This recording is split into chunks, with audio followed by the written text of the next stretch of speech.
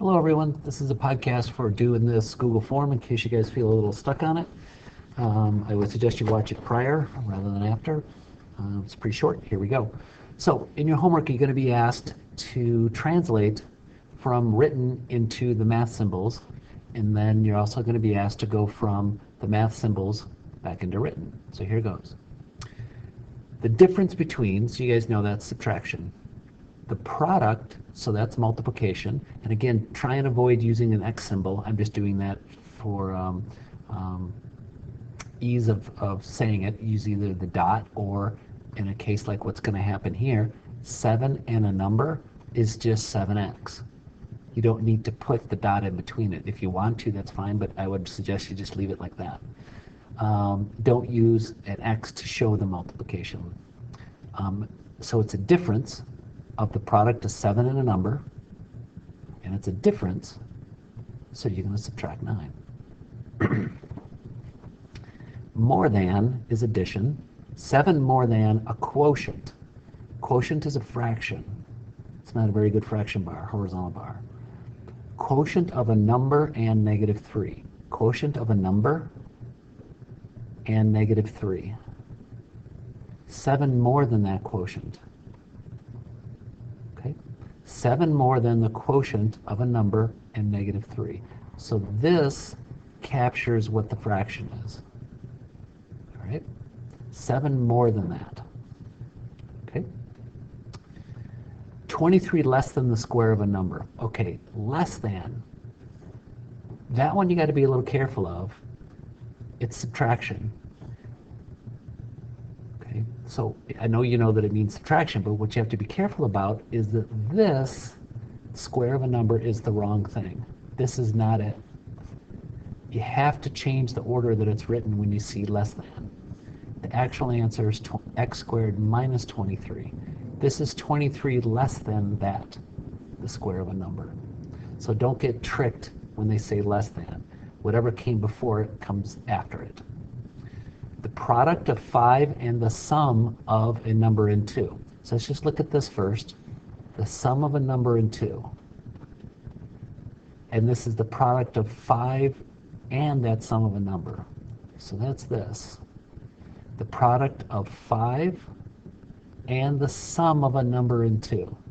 It doesn't say parentheses. I know, it's a little awkward. The sum of a number and 2, and it's the product of 5 and that entire sum. This is the entire sum, so you have to stick it in parentheses. Okay, we didn't talk about equations on the other ones. Well, this one's not an equation, but these ones. Okay, just write it how you'd say it. So let's just say it. 2x, or 2 times x minus 4 equals 7. So you can write 2 times,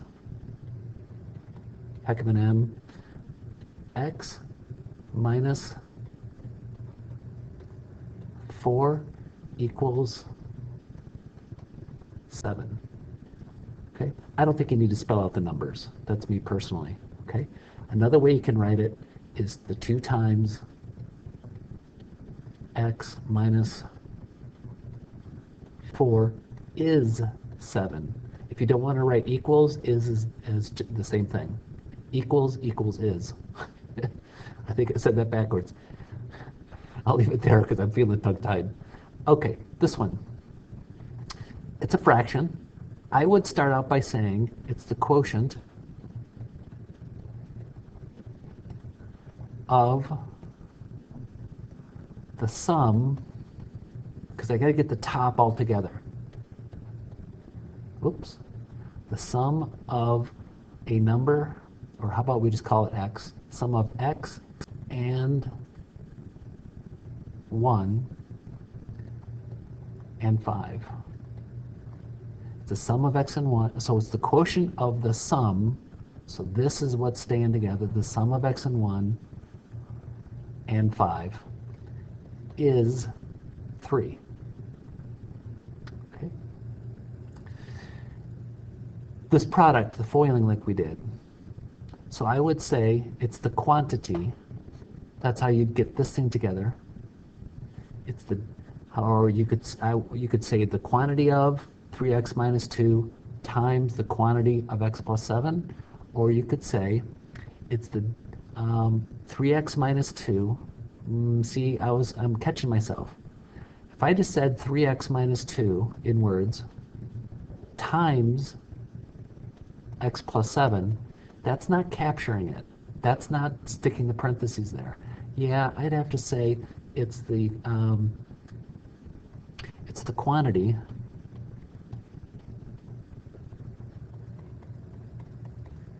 of 3x minus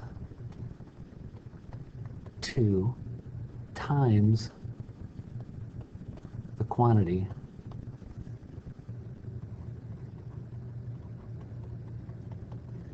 of x plus 7. That will capture this. It will be this piece. It's a quantity of this thing times this thing. The quantity keeps that stuff together. Okay? That should be all that you guys need to do the form. Remember, the form is going to look like this, and you're going to use Equatio to type that stuff in.